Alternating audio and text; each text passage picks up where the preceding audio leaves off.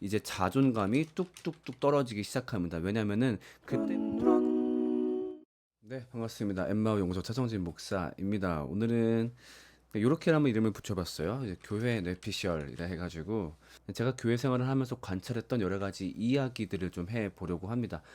뭐 역시 학문적 근거가 있는 건 아니고요. 어디까지나 저 뇌피셜이기 때문에 야 그건 네 생각 아니야 라고 말씀하셔도 제가 뭐 딱히 할 말은 없습니다. 최소한 같이 한번 고민해 볼 만한 얘기는 되겠구나 라는 것들로 좀 준비해 보려고 합니다. 그 중에서 오늘 처음 무슨 얘기를 하고 싶냐면은 착한 교회 청년의 삶이 망가지는 루트에 대해서 얘기해 보려고 합니다. 그러니까 착하게 교회를 다니면 인생이 성공해야 정상일 텐데 좀 그렇지 않은 경우를 종종 본단 말이죠. 어떤 경우에 그런 일이 발생하는지, 그리고 이들의 삶이 망가지면 어떤 결과로 나타나게 되는지, 그리고 그것을 막으려면 어떻게 해야 되는지, 그것을 좀 얘기해 보려고 합니다.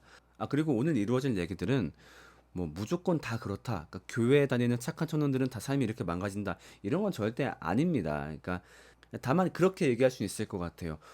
꽤나 쉽게 찾아볼 수 있는 사례 이다. 네, 절대 일반화는 아니라는 점 하나 말씀드리고 출발을 해보겠습니다. 자, 일단 이들의 중고등학교 생활을 좀 먼저 보려고 합니다. 자, 중고등학생 때 대부분의 시간을 교회에서 보냅니다. 그래서 이때 추억을 떠올려 보면은 거의 대부분 교회에서 아니면 교회 사람들과 만들었던 추억들밖에 없지요. 자, 근데 뭐 교회 자주 나오고 그래서 교회 사람들하고 어울리는 거 뭐 문제는 아니죠. 물론 뭐 세상 친구들하고도 잘 어울리면 좋겠지만 뭐 그거를 강요할 수 있는 부분은 아니고. 자, 그런데 이 케이스의 문제는 뭐냐면요. 공부를 안 합니다. 왜 안 할까요? 자, 일반적으로 교회를 다니지 않는 가정의 자녀가 부모님께 인정받으려면 뭘 해야 되죠? 공부를 해야 됩니다.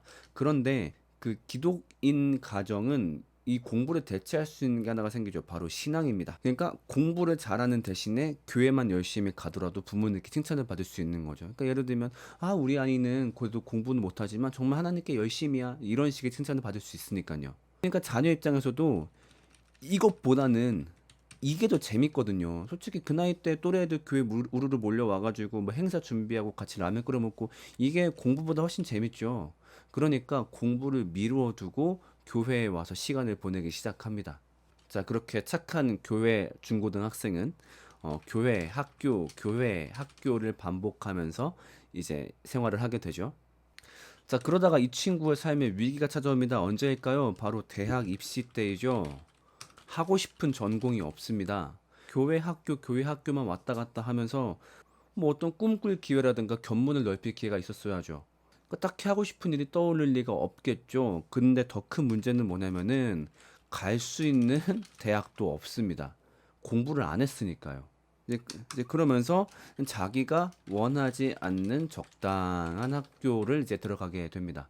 근데 이 중에서 정말 저는 최악의 사례가 이제 신학을 하는 경우라고 생각이 드는데, 교회에서 어떤 친구한테 종종 신학을 권하냐면은 애는 착해. 딱히 뭐 잘하는 건 없어. 그냥 이제 수능으로 치면 평균 한 4에서 7등급 사이 친구들. 근데 그런 친구들한테 많이 신학을 권하죠. 그러면 또 그 친구들은 자기가 하나님의 어떤 부르심을 받았다, 소명을 받았다라고 하면서 학교에 들어옵니다. 그러니까 생전 책을 깊게 읽어본 적도 글을 쓴 적도 없는 친구가 와서 성경이라는 2000년 전의 문서를 공부하는데 그게 잘 될 리가 없겠죠. 뭐 아무튼 신학 얘기는 좀 빼고 얘기합시다. 몇 번 얘기한 적 있으니까. 자, 아무튼 이 상태로 대학생이 됩니다. 자, 대학생이 되어서도 그전과 생활 패턴이 비슷합니다. 역시 교회에 매진하거나 아니면은 대학교 내에 있는 어떤 선교단체 혹은 동아리, 특히 이제 기독교 동아리에 매진하게 되죠. 왜냐면은 그게 여태까지 자기가 인생을 살아왔던 방식이고, 그러니까 자기가 살면서 누려봤던 즐거움이 딱 여기 안에 있는 게 전부다 보니까. 그리고 일단은 내가 좋아하는 전공도 아니고 딱히 공부를 좋아하는 것도 아니고 그냥 뭐 남들 하라는 대로 흘러 왔다 보니까 딱히 공부를 할 의지도 별로 안 생기죠. 재미없죠. 그러니까 여기서 똑같은 재미들을 쌓아갑니다. 자, 그런데 그 와중에 친구들은 굉장히 여러 가지 준비를 하고 있어요. 학점 관리도 하고, 그다음에 취업 준비도 하고, 그래서 뭐 어떤 봉사활동을 다니기도 하고, 아니면 뭐 면접 준비를 하기도 하고, 뭐 어떤 친구들은 주식을 시작하기도 하고, 또 누구는 뭐 토익 공부를 하기도 하고, 다 하는데 안 합니다. 왜냐면은 중고등학생 때도 그랬거든요. 그러니까 친구들이 공부를 할 때 자기는 교회에 와요. 그리고 자기 행동을 합리화하죠. 아, 나는 어떤 세상에 대한 염려가 아니라 하나님께 내 삶을 맡기는 뭐 이제 그런 식으로 자기가 핑계를 대고 살아왔다 보니까 여전히 그러한 가치관으로 이런 것들을 멀리하죠. 그런데 가만 생각해 보면은 정말로 하나님께 자기 삶을 맡겼다라기보다 이거를 할 수 있는 용기도 능력도 의지도 없는 거예요. 그러니까 그냥 사실은 회피하는 거죠. 자, 어찌어찌 그럼 졸업을 합니다. 자, 그러면 자기가 고3 때 겪었던 것과 똑같은 경험을 하게 되죠. 할 수 있는, 할 줄 아는 일이 없습니다. 즉, 이제 취업이 안 되는 거죠. 뭐 공부를 해놨어야지. 학점 관리를 해놨어야지. 토익을 해봤어야지. 면접 준비를 해봤어야지. 그러니까 대부분 가는 루트가 뭐냐면은 이제 어떤 정말 사실 대학을 나오지 않았어도 할 수 있는 일들. 그러니까 그런 굉장히 뭐랄까. 기초적인 노동을 한다든가 또 많이 가는 테크가 자기가 있었던 선교단체의 간사 역할들 하게 됩니다. 아, 근데 여기서 선교단체 간사하면은 다 별볼이 없는 사람이다. 이런 건 절대 아니에요, 진짜로. 너무 귀한 마음으로 그거 섬기는 분들도 계시겠죠. 그런데 간혹 가다가 이것 말고는 할 줄 아는 게 없어서 또 얘 딱히 취업도 못하니까 그냥 여기서 일하게 하자. 이런 경우를 얘기하는 겁니다. 아니면 뭐 이제 교회에서 행정 보는 뭐 그런 이제 기초적인 업무를 하게 되는 거죠. 자기가 꿈꾸지 않았던 일들. 자, 그러면서 문제는 이제 자존감이 뚝뚝뚝 떨어지기 시작합니다. 왜냐면은 그때부터 자기 또래들은 하나하나 꿈을 이루어가고 이제 뭐 멋있는 삶을 개척해 나가고 있거든요. 근데 거기에 비해서 자기는 너무너무 초라한 거죠. 그때부터 남자 청년들과 여자 청년들의 루트가 조금은 나뉜다고 보는데 일단 남자 청년들은 이제 굉장히 자존감이 떨어집니다. 왜냐면은 뭐 물론 여자도 마찬가지겠지만 남자에게 있어서 능력이 없다, 경제력이 없다, 그리고 미래가 불투명하다라는 거는 엄청난 압박감을 주거든요. 그러니까 왜냐면 이제 결혼 시장에도 이제 드디어 나와야 되는데 거기서 딱히 어필할 수 있는 것도 없다 보니까 더 자존감은 떨어지고 그 와중에 이제 친구들은 아까 얘기했던 것처럼 막 자기 꿈을 이뤄가는데 이제 그러면서 엄청나게 자존감이 떨어지죠.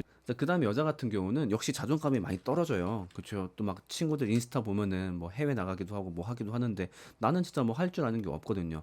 근데 그나마 좀 다행인 건 뭐냐면은 결혼 시장에서 인기가 좀 있어요. 왜냐면은 일단은 술, 담배 안 하는 교회 다니는 여자 이것만으로도 특히나 뭐 교회 청년들, 교회 전도사님들 이제 그런 분들한테 아무튼 이제 결혼을 합니다. 이제 그러면서 이제 본격적인 흑화가 시작이 됩니다. 어떤 흑화가 시작되냐? 남자 같은 경우는 자신이 권력과 권위가 없다 보니까 뭐에 매진하게 쉽냐면은 타인의 권위에 열광할 확률이 큽니다. 그러니까 예를 들면은 엄청나게 강력한 종교 지도자를 따른다든가 그러니까 특히나 이런 경우에는 좀 되게 극단적인 종교 지도자일수록 더 좋아해요. 그러니까 그 사람한테 자기를 투영하면서 저 사람의 권력이 마치 내 거인 듯한 착각에 빠지는 거죠. 그러니까 아니면은 어떤 정치 지도자에 갑자기 몰입을 한다든가 아니면 되게 극단적 어떤 그런 사상에 휘몰릴 가능성이 큽니다. 그러니까 왜냐면은 사실 자기 삶을 다 바쳐서 교회에다 헌신했거든요. 근데 왜 이런 결과도 돌아오지 않았지? 이제 그러면서 아, 이건 뭔가 세상이 잘못되었기 때문이고 혹은 내 행복을 가져가는 잘못된 집단이 있기 때문이야. 거기로 자기의 분노를 돌릴 가능성이 커집니다. 그래서 주변에 그런 분들 꽤 있어요. 그러니까 자기 일로 내버려 두고 막 엄청 유명한 목사님 막 쫓아다니거나 아니면 어떤 정치인들 막 쫓아다니거나 저 양반은 왜 그러지? 근데 삶을 보면은 자기 삶에 진짜 자랑거리가 한 개도 없어요. 그러니까 그 사람을 섬긴다는 것에서 자기 가치를 발견하는 거죠. 그 다음에 그 다음에 여자들은 어떻게 커가 되냐면은 아까 얘기했던 대로 결혼을 또 남자보단 비교적 좀 쉽게 합니다. 보통. 그러면서 아이를 낳게 됩니다. 이제 이러면서 신세계를 경험해요. 뭐냐면은 자기 인생의 유일한 첫 번째 자랑거리가 생깁니다.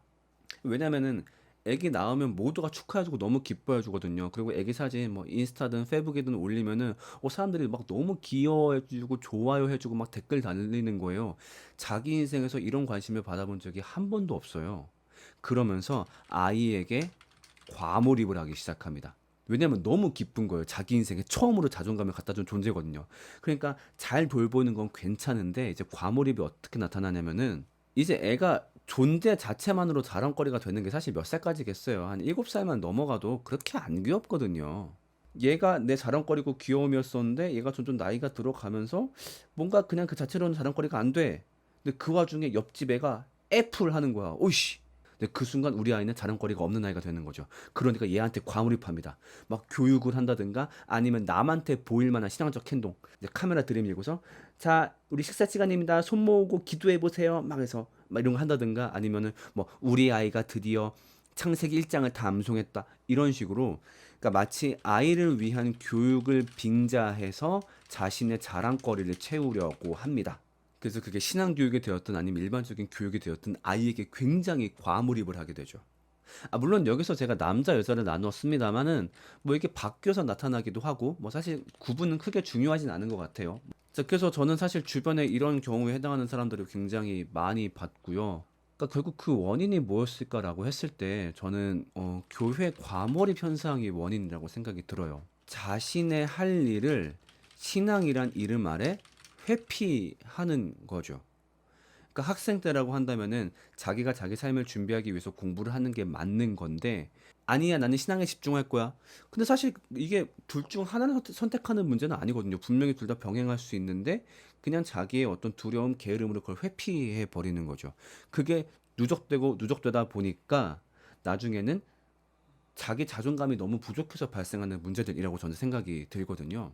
근데 이런 분들이 자기가 지금 잘못되었다는 걸 자각하기 참 어려운 게 뭐냐면은 주변에서 칭찬을 많이 해줘요. 왜냐면 교회에 헌신하니까 아유 어쩜 이렇게 봉사를 잘해 어쩜 이렇게 응? 좋은 사람이야 그러니까 나는 괜찮은 사람 난 굉장히 잘 살고 있는 사람 이렇게 생각을 하는 거죠. 거기다가 이제 잘못된 신학적 생각도 더해집니다. 하나님이 내 삶을 책임져 줄 거야. 100% 틀렸다고 할 수는 없지만 이거를 문자적으로 잘못 해석하면 안 돼요. 그래서 제가 얼마 전에 영상 올렸잖아요. 복권 당첨금 기도하고 긁은 거랑 기도 안 하고 긁은 거 차이 있더나요? 없어요. 하나님을 열심히 믿으면은 취업시켜줘요? 내가 취업 준비를 안 했는데도 아니란 말이에요. 물론 하나님이 나와 함께 하시기 때문에 내가 부한 삶을 살든 내가 비루한 삶을 살든 영향력 있는 삶을 살든 영향력 없는 삶을 살든 거기서 하나님 나라를 발견하면서 동행하는 즐거움을 분명히 우리에게 주십니다. 다만 자기가 삶을 준비하지 않았기 때문에 비루하고 가난하고 힘든 삶을 살 건 각오를 해야 돼요. 그러니까 그 삶을 살아도 나는 괜찮아라고 하면 상관이 없는데 그런 삶을 살면서 자기 자존감이 뚝뚝뚝 떨어지니까 그거를 잘못되게 분출을 하는 거죠. 그럴 거면 자기 삶을 미리미리 대비를 하든가. 그러니까 저는 이 현상을 막기 위해서 두 부류한테 부탁을 하고 싶은 게 일단 교회에 부탁하고 싶은 건 뭐냐면은 제발 과몰입을 막아주세요. 어떤 친구가 교회에 굉장히 헌신을 해요. 너무 박수치지 말고 잠깐만 얘가 지금 자기 할 일까지 내버려 두는 건 아닌가? 자기 미래 준비는 잘 하고 있나? 만약에 그것도 안 한 상태에서 교회에다가 과몰입을 한다든가 아니면 교회뿐만 아니라 뭐 동아리든 선교단체든 그러니까 얘 지금 시험 기간인 거 알고 있는데 계속 동아리 와서 과방 와서 계속 그러고 있는 거죠. 그러면서 뭐 어떤 동아리에 도우면 일을 하겠죠. 그러니까 동아리 이끄는 입장에서 어쨌든 우리 동아리가 잘 되니까 아우 잘한다 잘한다 이건 너무 이기적인 것 같아요. 물론 본인이 이끄는 동아리는 잘 되겠지만 걔 살면 어떡하라고요. 그러니까 그런 경우에 좀 얘기를 해줘야 돼요. 잠깐만 네 삶도 같이 준비해야 돼 이런 식으로. 착한 교회 청년이 될 수 있는 그런 당사자들한테 얘기를 할 건 뭐냐면은 지금 자기가 하고 있는 신앙적 행위가 도피는 아닌가 좀 되돌아보세요. 그러니까 내가 여기에 전념하는 이유가 내가 원래 해야 될 일이 싫어서 그걸 도망가고 싶은데 마침 그럴듯한 걸 찾았으니까 여기로 도망온 건 아닌가. 왜냐면 교회 일 솔직히 말해봐요. 재밌잖아요. 얼마나 뿌듯해요.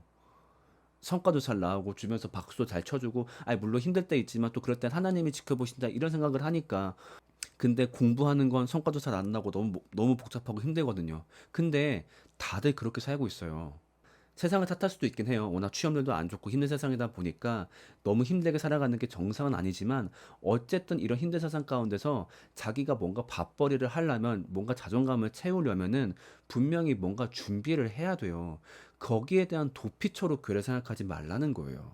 자, 얘기 좀 정리해 볼게요. 제가 이런 부류를 착한 교회 청년이라고 얘기했어요. 그렇게 얘기한 이유는 이분들이 교회에서 보기에 참 착해 보여요. 아우, 참 참해 보이고, 교회 나와서 헌신봉사 다 하고, 자기 일도 제쳐놓고 하니까.